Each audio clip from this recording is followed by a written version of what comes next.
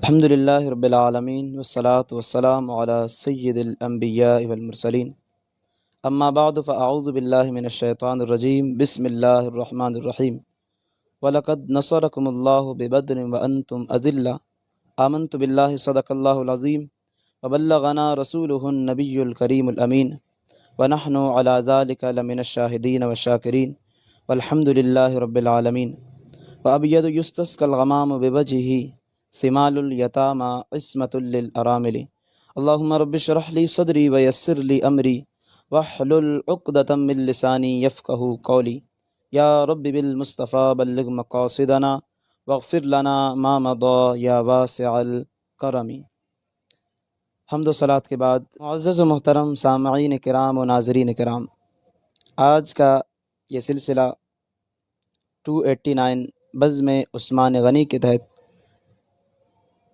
جنگ بدر کے موضوع پہ کچھ باتیں آپ لوگوں کے گوش گزار کرنا چاہتا ہوں۔ جنگ بدر اسلام کی سب سے پہلی لڑائی ہے جو حق و باطل کے درمیان لڑی گئی، اور اس طرح حق و باطل ایک دوسرے کے آمنے سامنے آئے کہ جس کو رب کریم نے بھی یوم فرقان کہہ کر پکارا ہے۔ ناظرین کرام، حضور علیہ السلام نے جب اعلان نبوت فرمایا، صفا اور مروہ کی چوٹی پہ کھڑے ہو کر آپ نے کفار مکہ سے فرمایا کہ اے کفار مکہ، جن بتوں کے سامنے تم جھکتے ہو، جن بتوں کو تم اپنا خدا سمجھتے ہو، جن کے سامنے تم سجدہ کرتے ہو، حضور علیہ السلام نے کفار مکہ کو کہا کہ اے کفار مکہ، یہ تمہارے خدا نہیں ہو سکتے ہیں۔ یہ اگر تم جب مشکل میں مبتلا ہوتے ہو تو مشکل سے تمہیں یہ نکال نہیں سکتے ہیں۔ یہ بت تو اتنے مجبور ہے کہ یہ گر جائے تو تمہارے اٹھانے کے بغیر یہ اٹھ نہیں سکتے ہیں، تو یہ تمہارے خدا کیسے ہو سکتے ہیں؟ تو حضور علیہ السلام نے کفار مکہ کو دعوت دی کہ اے کفار مکہ، تمہارا رب وہ اللہ ہے اور وہ ایک ہے، اس کے ساتھ کوئی شریک نہیں ہے اور وہی عبادت کے لائق ہے، بس تم اس رب کو مانو، اس رب کا کلمہ پڑھو اور دین اسلام کے اندر داخل ہو جاؤ۔ تو حضور علیہ السلام کا یہ اعلان کرنا تھا۔ وہ کفار مکہ جو 40 سال کا عرصہ اعلان نبوت سے پہلے گزرا، حضور علیہ السلام پر اعتبار کرتے تھے، آپ علیہ السلام کو امین کہتے تھے، صادق کہتے تھے، دیانتدار کہتے تھے، امانت دار کہتے تھے، مگر حضور علیہ السلام نے جب اعلان نبوت فرمایا تو پھر یہی کفار جو آپ کو پہلے صادق اور امین کہتے تھے، دیانتدار کہتے تھے، یہاں تک کہ اپنی امانتیں وہ اپنے گھر میں اپنے باپ کے پاس نہیں رکھواتے تھے، اپنے بھائیوں کے پاس نہیں رکھواتے تھے، حضور علیہ السلام پر اس قدر ان کو اعتبار تھا کہ وہ امانتیں حضور کے پاس رکھواتے تھے۔ تو وہی کفار جو آپ کو امین اور صادق کہتے تھے، امانت دار اور دیانتدار کہتے تھے، مگر جب آپ علیہ السلام نے ان کو اسلام کی طرف دعوت دی، خدا کے ایک ہونے کا ان کو یقین دلایا، تو وہی کفار ان کے دلوں میں نفرت کی آگ بھڑک اٹھی اور اتنی نفرت کرنے لگے کہ آپ کو پھر وہی کفار اس کے بعد آپ کو معاذ اللہ شاعر کہنے لگے، مجنون کہنے لگے، کاہن کہنے لگے معاذ اللہ۔ تو وہ دن تھا کہ حضور علیہ السلام نے جب اعلان نبوت فرمایا تو کفار کی طرف سے جبر و تشدد، وہ تمام اسباب شروع ہو گئے۔ حضور علیہ السلام کے اوپر تکالیف، اذیتیں، جبر و تشدد، اور حضور علیہ السلام کے اوپر، آپ کے ہاتھ پر جن صحابہ نے اسلام قبول کیا تھا، اسلام کے اندر داخل ہوئے تھے، ان صحابہ کرام کے اوپر ظلم و ستم کے جو پہاڑ ڈھائے گئے، تاریخ اس کی گواہ ہے۔ حضرت عثمان غنی رضی اللہ تعالیٰ عنہ جب آپ اسلام لائے، اسلام کے اندر داخل ہوئے، حالانکہ آپ ایک مالدار آدمی تھے اور اعلیٰ گھرانے سے آپ کا تعلق تھا، مگر کفار مکہ ان کی دشمنی صرف اسلام سے تھی، باقی ان کا یہ نہیں تھا کہ یہ مظلوم ہے، ان کے اوپر ظلم و ستم کیا جائے، ان کو تکالیف دی جائے، یہ مال و دولت والے ہیں، ان کو تکلیف نہ دی جائے۔ ان کا صرف یہ تھا کہ یہ اسلام کی وجہ سے وہ دشمنی رکھتے تھے بس۔ حضرت عثمان غنی وہ اعلیٰ گھرانے سے تھے اور پھر مال و دولت بھی کثرت کے ساتھ ان کے پاس پایا جاتا تھا۔ عثمان غنی رضی اللہ تعالیٰ عنہ جب آپ اسلام لائے، اسلام کے اندر داخل ہوئے، تو آپ کے اوپر اس قدر ظلم و ستم کیا گیا، جبر و تشدد کیا گیا کہ حضرت عثمان غنی رضی اللہ تعالیٰ عنہ کو رسیوں سے باندھ کر چلچلاتی دھوپ کے اندر پھینک دیا جاتا تھا، اور اس گرمی میں آپ نے سب کچھ برداشت کیا مگر مصطفیٰ کے دامن کو چھوڑنا وہ گوارہ نہیں کیا۔ اور اسی طرح حضرت بلال حبشی رضی اللہ تعالیٰ عنہ، آپ جب اسلام لائے، اسلام کے اندر جب آپ داخل ہوئے تو اس کے بعد آپ کے اوپر جو ظلم و ستم کیے گئے، تاریخ نے ان جتنے بھی تکالیف آپ کو دیے گئے وہ تمام کے تمام تاریخ میں لکھے گئے ہیں کہ حضرت بلال حبشی جب ایمان لائے، اسلام کے اندر داخل ہوئے، تو آپ کو تپتی ہوئی ریت کے اوپر لٹا دیا جاتا تھا اور ایک بھاری پتھر آپ کے پیٹ پہ رکھا جاتا تھا تاکہ آپ ہل نہ سکے اس وزن کی وجہ سے۔ حضرت بلال حبشی کو اتنی تکالیف دی گئی صرف ایمان کی وجہ سے۔ وہ سمجھتے تھے کہ ہم ان کو تکالیف دیں گے تو یہ ایمان کو چھوڑیں گے، حضور کے دامن کو چھوڑ دیں گے۔ حضرت بلال حبشی ہر لمحہ یہی آواز ان کی لبوں سے آتی تھی کہ یہ ایک جان ہے، اگر کروڑوں جانیں بھی ہو، ہر ایک ایک کو میں حضور کے نام پر قربان کرنا پسند کروں گا، مگر اس دامن رحمت کو میں چھوڑنا پسند نہیں کرتا ہوں، اس دامن رحمت کو میں نہیں چھوڑ سکتا ہوں۔ اتنی تکالیف برداشت کی۔ اور پھر اس کے علاوہ صحابہ کرام کے اوپر حضرت سیدنا صدیق اکبر رضی اللہ تعالیٰ عنہ، آپ جب ایمان لائے اور اس کے بعد کفار نے ایک مرتبہ آپ کو اس قدر زد و کوب کیا گیا، اتنی تکلیف دی گئی کہ آپ کئی دن تک بے ہوش رہے، یعنی کئی دن تک آپ کو ہوش نہیں آیا۔ یہ عشق کی بات ہے۔ حضرت سیدنا صدیق اکبر یعنی کئی دن کے بعد جب آنکھ کھلتی ہے تو اپنے بارے میں ان کو یاد نہیں ہے کہ میں اتنی تکلیف میں ہوں، مجھے اتنی تکالیف دی گئی، اذیت میں ہوں، کچھ بھی یاد نہیں۔ جیسے ہی آنکھ کھلتی ہے پوچھتے ہیں کہ میرے مصطفیٰ کیسے ہیں۔ تو یہ عشق کی بات ہے۔ صحابہ نے تمام تکالیف برداشت کی صرف حضور کی عزت و ناموس کے لیے، حضور کی خاطر اس دامن کو چھوڑنا کبھی گوارہ نہیں کیا۔ اور پھر اس کے بعد حضرت سمیہ رضی اللہ تعالی عنہا کو مکہ المکرمہ کے چوک کے اوپر شہید کیا گیا۔ آپ اسلام کی پہلی شہیدہ ہے کہ جن کے خون سے مکہ کی سرزمین لالزار ہوئی۔ اور پھر اس کے بعد اسی طرح یہ سلسلہ چلتا رہا، کفار کی طرف سے تکالیف، اذیتیں تمام مسلمانوں کے اوپر، اور حضور علیہ السلام کو کفار کے ہر طرف یہی ہر مرتبہ یہی کوشش ہوتی تھی کہ حضور علیہ السلام کو ہم کسی نہ کسی طریقے سے اذیت دے، ان کو تکلیف ہو جائے۔ اور پھر یہ سلسلہ تقریباً 13 سال چلتا رہا، کفار کی اذیتیں برداشت کرتے رہے صحابہ کرام حضور علیہ السلام، مگر ان کے خلاف کوئی آواز نہیں اٹھائی، کیونکہ اللہ کی طرف سے جہاد کا حکم اس وقت نازل نہیں ہوا تھا۔ اور پھر اس کے بعد 13 سال کے بعد سرکار دو عالم صلی اللہ علیہ وسلم کو حکم ہوا اللہ رب کریم کی طرف سے کہ اے میرے محبوب دو عالم صلی اللہ علیہ وسلم، یہ جو کفار مکہ ہے یہ بے قدر ہے، یہ آپ کی قدر نہیں کر سکتے ہیں، آپ مدینہ تشریف لے جائیے۔ محبوب دو عالم صلی اللہ علیہ وسلم، مدینہ کے لوگ آپ کی راہیں تک رہے ہیں، وہ آپ کی محبتوں کی قدر کریں گے، اور آپ کی شان کو بھی وہ لوگ سمجھتے ہیں، وہ لوگ آپ کے انتظار میں یا رسول اللہ صلی اللہ علیہ وسلم آپ مدینہ شریف کی طرف ہجرت فرمائیے۔ تو حضور علیہ السلام نے اس کے بعد صحابہ کرام کا لشکر لے کر مدینہ کی طرف جب آپ علیہ السلام نے ہجرت کی، اور پھر وہاں پہ آپ رہے، اور پھر کس طرح ہجرت کے بعد مدینہ والوں نے استقبال کیا، نجار کی بیٹیوں نے چھتوں پر کھڑے ہو کر حضور علیہ السلام کا استقبال کس انداز میں کیا۔ طلع البدر علینا من ثنیۃ الوداع وجبت شکر علینا ما دعا للہ داعی۔ اور پھر مدینہ شریف میں جانے کے بعد تمام صحابہ کرام پرسکون ہوئے، ان کفار کے ظلم و ستم سے آزاد ہوئے، مگر کفار وہاں بھی چاہتے تھے کہ وہ یعنی سکون سے وہاں بھی نہیں رہے۔ ابو جہل نے ایک خط لکھا، یا مدینہ میں جو یہودی تھے، کافر تھے، ان کے پاس ایک خط لکھا کہ ان کو آپ لوگ تکالیف دیں، یہ سکون سے نہ رہے، اگر آپ لوگوں نے ایسا نہ کیا تو ہم تمہارے بیویوں کو اٹھا کر لونڈی بنائیں گے۔ اور پھر اس کے بعد ان کفار نے یعنی جو مدینہ میں تھے انہوں نے بھی حضور علیہ السلام کے اوپر، صحابہ کرام کے اوپر اسی طرح کا ظلم و ستم شروع کیا۔ اور پھر مدینہ شریف میں 3 سال رہنے کے بعد حضور علیہ السلام کو حکم ہوا کہ اے محبوب دو عالم صلی اللہ علیہ وسلم، اب ان کفار کے خلاف آپ علم جہاد بلند کر سکتے ہیں۔ حضرت عائشہ صدیقہ رضی اللہ تعالی عنہ حضور علیہ السلام سے پوچھتی ہے کہ یا رسول اللہ صلی اللہ علیہ وسلم، کیا احد کے دن کے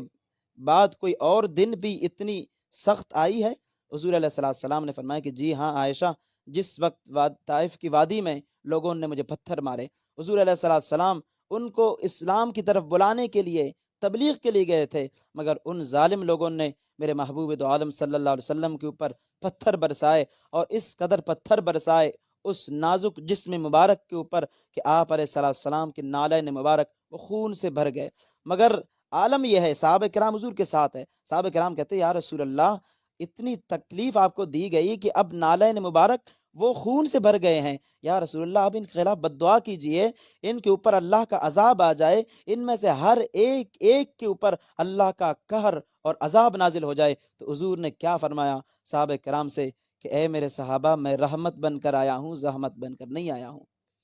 اور پھر اس کے بعد حضور علیہ السلام نے جب دعا کے لیے ہاتھ اٹھائے تو صحابہ کرام نے سمجھا کہ اب جیسے ہی یہ لب جنبش کریں گے تو یہ دونوں پہاڑ، وادی کے جو کنارے دونوں طرف جو پہاڑ ہے، حضور کے لب جیسے جنبش کریں گے یہ دونوں پہاڑ ایک دوسرے سے مل جائیں گے اور یہ بستی والے ہلاک اور برباد ہو جائیں گے۔ یا حضور کے لبہائے مقدس جیسے ہی جنبش کریں گے تو اللہ رب کریم آسمان سے ان کے اوپر پتھر برسائے گا، عذاب نازل ہوگا۔ حضور علیہ السلام نے دعا کے لیے ہاتھ اٹھائے اور کیا دعا فرمایا اے میرے اللہ، میرے اس قوم کو ہدایت عطا فرما کہ یہ میری شان کو نہیں پہچانتے ہیں، اگر یہ مجھے جانتے میری شان کیا ہے تو مجھے پتھر نہیں مارتے بلکہ میرے قدموں میں پھول بچھاتے۔ تو حضور علیہ السلام نے ان کے لیے ہدایت کی دعا کی اور فرمایا کہ میرے صحابہ، ان سے امید نہیں ہے لیکن ان کے نسلوں سے ضرور امید ہے کہ وہ اسلام لانے والے بنیں گے، اسلام کے پہرے دار بنیں گے اور پھر کلمہ پڑھنے والے بنیں گے۔ اسی لیے حضور علیہ السلام نے ان کے لیے ہدایت کی دعا فرمائی۔ پھر سن 3 ہجری ہجرت کے 3 سال بعد جہاد کا حکم نازل ہوا۔ حضور علیہ السلام کو حکم ہوا کہ یا رسول اللہ صلی اللہ علیہ وسلم اب ان کفار کو یہ بتا دے کہ جس اسلام کو آپ مٹھانا چاہتے ہیں وہ اسلام مٹنے والا نہیں ہے، وہ اسلام مٹنے کے لیے نہیں آیا ہے، وہ اسلام عروج پانے کے لیے آیا ہے۔ اسلام کے جس جھنڈے کو تم نیچے رکھنا چاہتے ہو، اس کو گرانا چاہتے ہو، تو یہ تمہاری سوچ ہے۔ ان کو یہ بتا دے کہ اسلام کا پرچم تا صبح قیامت بلند رہے گا، اور یہ اسلام کو تم جتنا دبانا چاہو گے یہ اسلام دبے گا نہیں بلکہ اتنے ہی عروج پر اسلام جائے گا۔ تو اس کے بعد 3 ہجری کو، ہجرت کے تیسرے سال کو، حضور علیہ السلام ایک قافلہ لے کر نکلے۔ 313 افراد پر مشتمل وہ قافلہ جب مدینہ شریف سے نکلا اور پھر مدینہ شریف سے جب آگے گئے تو یہودیوں نے دیکھا جو دکانوں کے سامنے بیٹھے تھے، حضور کے لشکر کو دیکھا، حضور کو دیکھا کہ 313 کی تعداد ہے اور پھر جنگی ساز و سامان وہ کچھ بھی نہیں ہے، 2 گھوڑے ہیں، 70 اونٹ ہیں اور 6 شمشیریں ہیں، وہ بھی سلامت نہیں ہے، کسی کا دستہ ٹوٹا ہوا ہے، کوئی کہیں سے ٹوٹا ہوا ہے، تو وہ جنگی ساز و سامان وہ بھی کم ہے۔ یہودیوں نے مسلمانوں سے کہا کہ تم ایک طوفان سے ٹکرانے جا رہے ہو، وہ ایک طوفان ہے، تمہارے پاس نہ جنگی ساز و سامان ہے، نہ سواری ہے، کچھ بھی نہیں ہے، تو تم کیسے ان کا سامنا کر سکو گے؟ تو صحابہ کرام نے کیا جواب دیا؟ صحابہ کرام نے فرمایا کہ تم کیا سمجھتے ہو کہ ہم ایسے جا رہے ہیں؟ بلکہ ہمارے ساتھ تو محبوب دو عالم صلی اللہ علیہ وسلم ہے، اور جس جگہ اللہ کے نبی صلی اللہ علیہ وسلم ہو اور اللہ کی طرف سے وہاں پہ فتح و نصرت، اللہ کی طرف سے مدد ضرور آتی ہے۔ اور ان کا توکل اللہ پر کس قدر مضبوط تھا، انہوں نے اپنی تعداد کو نہیں دیکھا کہ ہم 313 ہے، ہماری تعداد کم ہے اور پھر جنگی ساز و سامان کم ہے، کیا ہوگا؟ ان کا توکل اللہ پر مضبوط تھا، اللہ پر توکل کر کے نکلے تھے، یقین تھا کہ اللہ رب کریم ہمیں فتح و نصرت عطا فرمائے گا، اس یقین کے ساتھ وہ نکلے تھے۔ اور جب وہاں پہنچے میدان بدر میں صحابہ کرام، تو کفار نے جہاں پہ انہوں نے خیمے لگائے تھے، کفار نے وہ ایک پتھریلی زمین یعنی اونچی جگہ پہ انہوں نے پڑاؤ ڈالا تھا، اور حضور علیہ السلام اور صحابہ کرام یہ جب وادی بدر میں تشریف لے آئے تو وہ ایک نشیبی زمین میں تھے، یعنی جہاں پہ پانی جمع ہوتا تھا، اور پھر وہاں پہ کافی ریت، چلنے پھرنے میں کافی مشکل، اور پھر وہاں پہ جب حضور علیہ السلام وادی بدر میں داخل ہوئے تو مورخین نے لکھا ہے کہ وادی بدر نے اللہ رب کریم کی بارگاہ میں دعا کی کہ اے اللہ، یہ دن بھی آنے تھے، مجھے معلوم نہیں تھا کہ آپ کے حبیب مکرم صلی اللہ علیہ وسلم ساقی کوثر اور ان کے جان نثاران یہاں تشریف لائیں گے، اگر مجھے معلوم ہوتا تو میں ان کے لیے شبنم سے کچھ پانی بچا کے رکھتا، اگر مجھے معلوم ہوتا تو طوفان نو وہ میرے اوپر سے گزرا تھا، میں کچھ پانی ان کے لیے جمع کرتا تاکہ ان کو کوئی تکلیف نہیں ہوتی، سکون کے ساتھ یہاں رہتے۔ اور پھر اس وقت چونکہ گرمی کا موسم بھی تھا، رمضان المبارک کا مہینہ تھا، گویا کہ وادی بدر نے اللہ کی بارگاہ میں دعا کی کہ اے رب العالمین، آپ یہاں پہ بارش نازل فرمائیے تاکہ تیرے حبیب اور ان کے جانثاروں کو کوئی تکلیف نہ ہو۔ اور پھر اس کے بعد مدینے کی طرف سے بادل کی کالی گھٹائیں جب اٹھی اوپر، اور پھر اللہ رب کریم نے بارش نازل فرمایا، اور پھر بارش کے بعد حضور کے صحابہ جہاں تھے وہاں پہ پہلے چلنے پھرنے میں مشکل ہوتی تھی، ریت تھا، اب جیسی بارش ہوئی تو وہ ریت جم گئی، اب وہ ان کو چلنے پھرنے میں کوئی مشکل نہیں ہوئی، اور وہ کفار وہ اوپر پتریلی زمین پر تھی اور وہ پھسلنے لگے، ادھر ادھر گرنے لگے۔ تو یہ پہلی مدد تھی اللہ کی طرف سے غزوہ بدر میں، اللہ رب کریم نے حضور علیہ السلام کی لشکر کی مدد کی۔ اور پھر اس کے بعد رات کو کفار نے، یعنی ابو جہل تھے، دوسرے سرداران کفار تھے، ان کے رئیس تھے، انہوں نے ایک محفل سجائی اور پھر شراب پینے لگے، اور اپنے ساتھ لونڈیاں لائی تھی عورتیں، وہ گانا گا گا کر ان کو داد دینے لگتی تھی۔ اور پھر ادھر حضور علیہ السلام کی جماعت میں صحابہ کرام نے حضور علیہ السلام کے لیے ایک مسجد بنائی، مسجد عریش حضور علیہ السلام، تاکہ اس میں وہ محفوظ رہے۔ حضور علیہ السلام کے لیے جب وہ ایک جھونپڑی نما وہ مسجد عریش بنائی گئی، حضور علیہ السلام اس کے اندر جب تشریف فرما ہوئے، اور پھر پہرے کے لیے حضرت سیدنا صدیق اکبر رضی اللہ تعالیٰ عنہ کھڑے ہوئے۔ حضرت سیدنا صدیق اکبر رضی اللہ تعالیٰ عنہ فرماتے ہیں کہ میں نے رات کو حضور علیہ السلام کو دیکھا کہ آپ علیہ السلام پوری رات سر مبارک سجدے میں تھا اور اللہ کی بارگاہ میں دعا کر رہے تھے کہ اے میرے رب، اے رب العالمین، یہ جو 313 کا گلدستہ ہے، 313 کا گلدستہ ہے، اے اللہ میں یہ نہیں کہتا ہوں کہ ان کو بچا لے،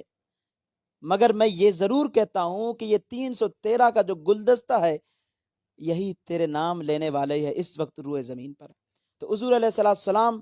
حضرت سیدنا صدیق اکبر فرماتے ہیں کہ پوری رات حضور علیہ السلام سجدے میں سر رکھ لیے دعا فرماتے تھے کہ اے رب العالمین، یہ کفار بڑے فخر سے آئے ہیں، یہ تجھے جھٹلانے والے ہیں، تیرے نبی کی تکذیب کرنے والے ہیں، میرے مالک جو وعدہ تو نے مجھ سے کیا تھا آج اس وعدے کو پورا فرما۔ سیدنا صدیق اکبر فرماتے ہیں کہ میں نے حضور علیہ السلام سے عرض کی کہ اے اللہ کے رسول، یا رسول اللہ بس کیجئے، بس کیجئے، اللہ کی مدد وہ ہمارے ساتھ ہے، اللہ کی تائید و نصرت وہ ہمارے ساتھ ہے، بس کیجئے۔ سیدنا صدیق اکبر فرماتے ہیں کہ حضور علیہ السلام کی چادر وہ سر مبارک سے اتر کر وہ کندھوں پہ آتی تھی، اور پھر کندھوں سے اتر کر کمر پہ جاتی تھی، پھر میں اٹھا کر آپ علیہ السلام کی سر مبارک پر اس چادر کو ڈال دیتا تھا۔ تو وہ رات اسی طرح گزری مکمل۔ حضور علیہ السلام نے یعنی سجدے کی حالت میں، رونے کی حالت میں، دعا کی حالت میں وہ پوری رات گزار دی۔ اور پھر جب سحری کا وقت ہوا تو حضور علیہ السلام نے صحابہ کرام سے فرمایا کہ اے میرے صحابہ، اب صفیں سیدھی فرما لو، جنگ کے لیے تیار ہو جاؤ۔ حضور علیہ السلام صحابہ کی صفوں کو سیدھی فرما رہے تھے۔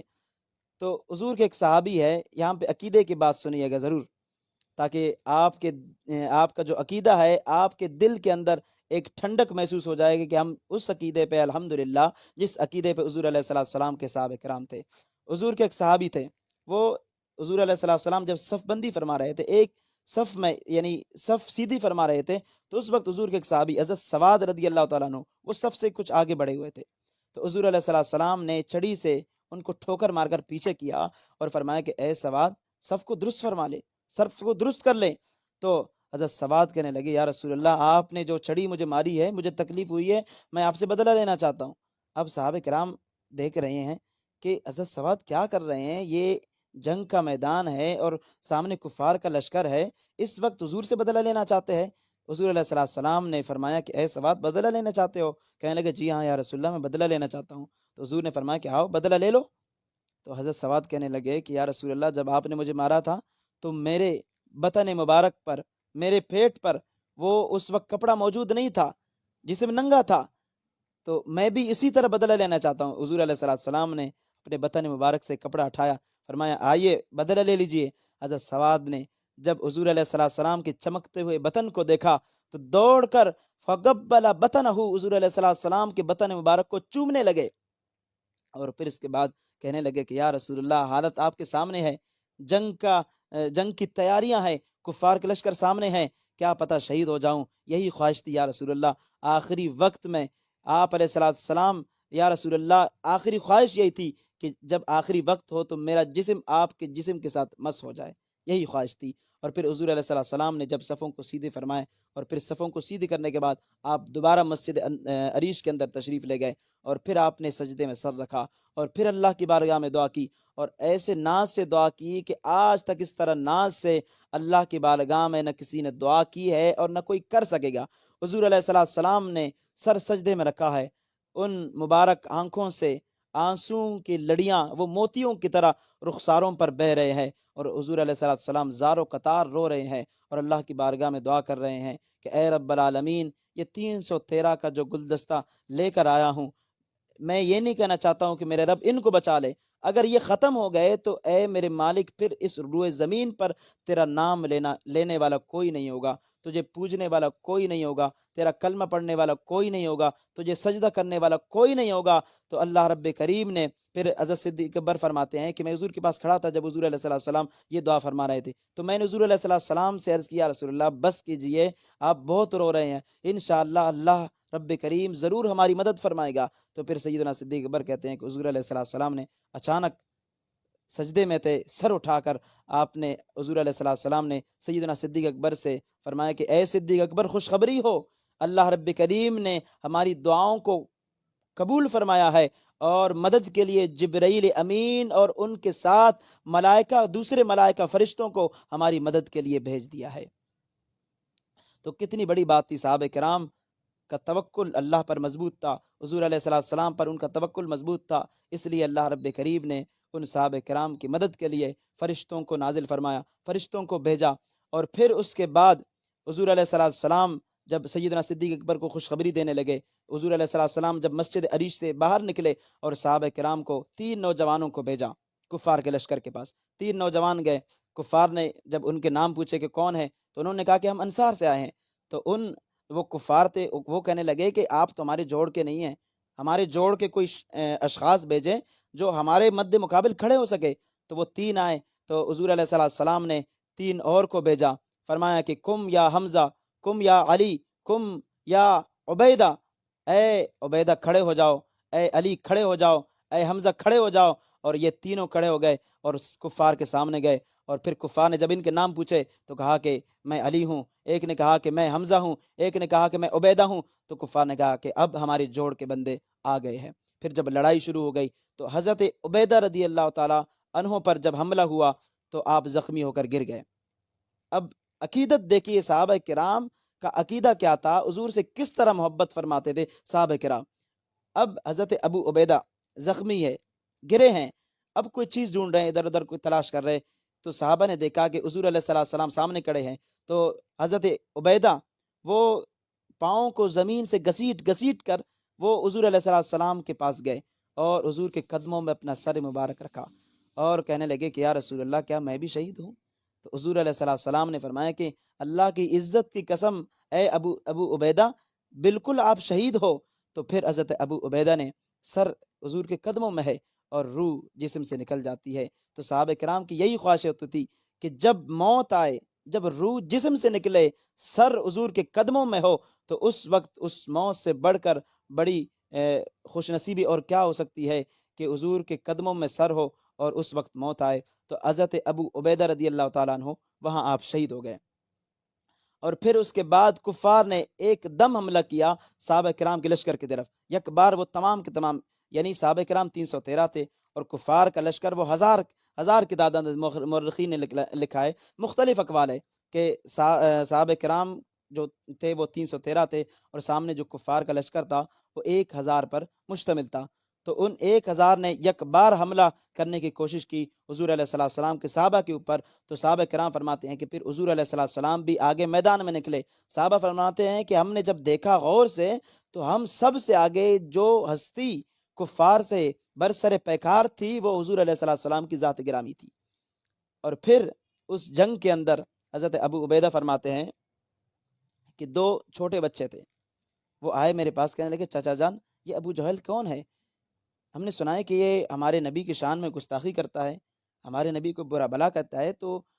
ہمارا دل یہ نہیں چاہتا ہے کہ جو ہمارے نبی کو برا بلا کہے اور یہ ہمارے سامنے موجود رہے اور زندہ حالت میں وہ ہمارے سامنے چلتا پھرتا رہے، یہ ہمیں برداشت نہیں ہوتا ہے۔ تو آپ فرمانے لگے ان کو کہ آپ تو چھوٹے، آپ ان کا کیا کر سکتے ہیں، وہ تو لشکر میں ہے، ان کے پاس سیکورٹی ہے، آپ ان کو کیسے مار سکتے ہیں؟ تو انہوں نے بچوں کا جذبہ دیکھیے، کہنے لگے کہ آپ بس ہمیں بتا دیجئے، باقی آپ چھوڑیے، وہ ہمارا کام ہے اس کو مارنا۔ تو حضرت ابو عبیدہ فرماتے ہیں کہ جیسے میں نے اشارے کیے کہ وہ ابو جہل ہے، وہ سامنے کھڑا ہے، تو یہ اشارہ کرنا تھا کہ یہ دونوں بچے گئے ابو جہل کے پاس، ابو جہل کو مار کر گرایا اور سینے پہ چڑھ کر اس کو واصل جہنم کر دیا۔ اور پھر جب اس کو مار کر حضور کے بارگاہ میں آئے تو دونوں بچے ایک دوسرے سے لڑنے لگے۔ ایک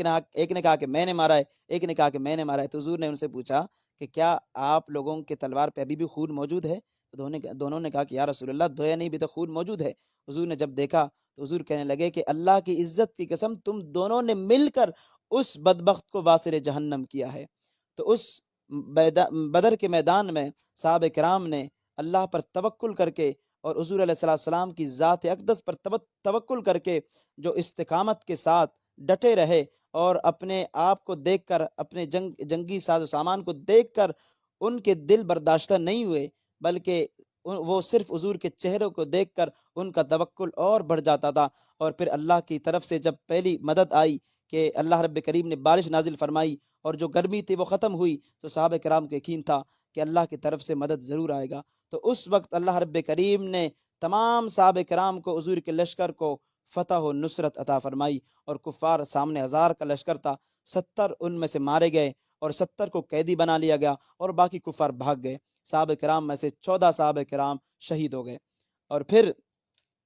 حضور علیہ السلام نے صحابہ کرام سے فرمایا کہ اے میرے صحابہ، تم نے بہت دلیری سے، استقامت کے ساتھ یہاں ڈٹے رہے۔ تو صحابہ حضور کی وجہ سے وہ استقامت کے ساتھ ڈٹے رہے، کیونکہ ان کے سامنے وہ ذات موجود تھا۔ ان کو پتا تھا کہ یہ ہستی جس جگہ موجود ہو تو ہمیں اس رب پر یقین ہے کہ اس محبوب علیہ السلام کی مدد کے لیے اللہ رب کریم ضرور فرشتوں کو نازل فرمائے گا۔ اور آج ہم مسلمان اپنے آپ کو دیکھیں کہ ہم آج اس موجودہ دور میں ہمیں جنگ بدر سے، واقعہ بدر سے ضرور سبق حاصل کرنا چاہیے کہ صحابہ کرام کی تعداد اس قدر کم تھی، مگر توکل اللہ پر وہ بالکل یقین وہ بالکل پختہ تھا۔ اس لیے صحابہ کرام بظاہر کم تھے، جنگی ساز و سامان کم تھا، مگر اللہ رب کریم نے ان کی مدد کی اور صحابہ کرام کو فتح نصیب ہوئی۔ اور آج ہم مسلمان اس وقت روئے زمین پر سب سے زیادہ ہے مسلمان، مگر آج ہم کمزور ہیں۔ آج وہ یہودیوں کی سازشیں وہ ہمارے اوپر حاوی ہے، یہود و ہنود وہ آج ہمارے اوپر غالب ہے، انگریز وہ آج ہمارے اوپر غالب ہے۔ کس لیے؟ کیونکہ ہمارا توکل وہ اللہ پر نہیں ہے، ہمارا یقین آج اللہ سے اٹھ گیا ہے، پختہ یقین نہیں کرتے ہیں۔ اسی لیے اس قدر کثرت کے باوجود آج ہم مغلوب ہیں، آج ہم غلام بنے ہوئے، وہ جو چاہے کرے، ہم بس ان کے ظلم و ستم کو برداشت کریں گے، باقی کچھ نہیں کر سکتے ہیں۔ اور آج اگر ہم وہ دن اپنے زندگیوں میں لائے کہ اللہ پر پختہ یقین رکھے اور پھر حضور علیہ السلام کی فرامین کو، حضور علیہ السلام کی سنتوں کو اور حضور کے اسوہ حسنہ پر آج کا مسلمان اگر چلنے لگ جائے تو خدا کی عزت کی قسم آج مسلمان اپنے اس مقام کو پہنچ جائے گا جو 14 صدیوں قبل صحابہ کرام جس مقام پہ تھے۔ اگرچہ ان کے پاس ساز و سامان نہیں تھا، مگر شان یہ تھی، پہننے کے لیے کپڑے نہیں تھے، مگر شان یہ تھی کہ کیسر و کسریٰ کے بادشاہ حضرت فاروق اعظم رضی اللہ تعالیٰ عنہ سے ڈر جاتے تھے، وہ کانپ جاتے تھے۔ کیا وجہ تھی؟ ایک مرتبہ سیدنا فاروق اعظم رضی اللہ تعالیٰ عنہ بیت المقدس کی طرف سفر کر رہے تھے، بیت المقدس کی طرف،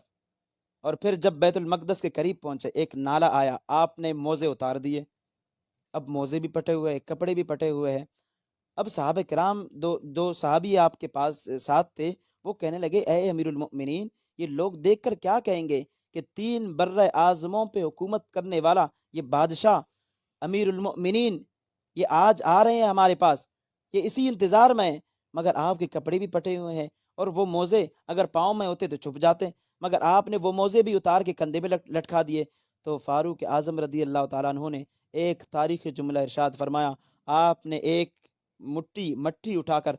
پھینک دی صحابہ کرام کی طرف جو 2 صحابی آپ کے ساتھ تھے، اور کہنے لگے کہ آپ کیا سمجھتے ہو کہ مجھے عزت ملی ہے یہ مال و دولت کی وجہ سے ملی ہے؟ یہ اقتدار جو مجھے ملی ہے یہ مال و دولت کی وجہ سے ملی ہے؟ خدا کی عزت کی قسم آج فاروق اعظم اگر 3 بر اعظموں پہ حکومت کر رہا ہے، آج اگر فاروق اعظم کا روب و دبدبہ یہ ہے کہ جس کے نام سے کیسر و کسریٰ کے بادشاہ وہ کانپ جاتے ہیں، تو یہ مقام اور مرتبہ مجھے کہاں سے ملا؟ خدا کی عزت کی قسم یہ صرف غلامی مصطفیٰ کا نتیجہ ہے، حضور کی غلامی کی وجہ سے آج مجھے یہ مقام اور مرتبہ ملا ہے، تو صحابہ کرام نے اپنے آپ کو حضور علیہ السلام کے اسوہ حسنہ میں اس قدر ڈھال دیا تھا کہ صحابہ کرام حضور کے ایک سنت کو بھی نہیں چھوڑتے تھے. تو اسی لیے اس وقت وہ سب سے اونچے مقام پر تھے، عروج پر تھے. اور یقین سے میں کہتا ہوں کہ آج کا مسلم اگر اپنے آپ کو اسی طرح زندگی گزارنے لگ جائے جس طرح حضور کے صحابہ نے زندگی گزاری، حضور کی سیرت پر عمل کرتے ہوئے آج کا مسلمان اگر اپنی زندگی کو اسی طرح گزارے تو وہ دن دور نہیں ہے کہ مسلمان عروج پائیں گے، اور مسلمانوں کے ایک ہی للکار سے وہ کفر لڑ جائے گا، وہ کفر کانپ جائے گا. اللہ رب کریم سے دعا ہے کہ رب کریم ہم سب کو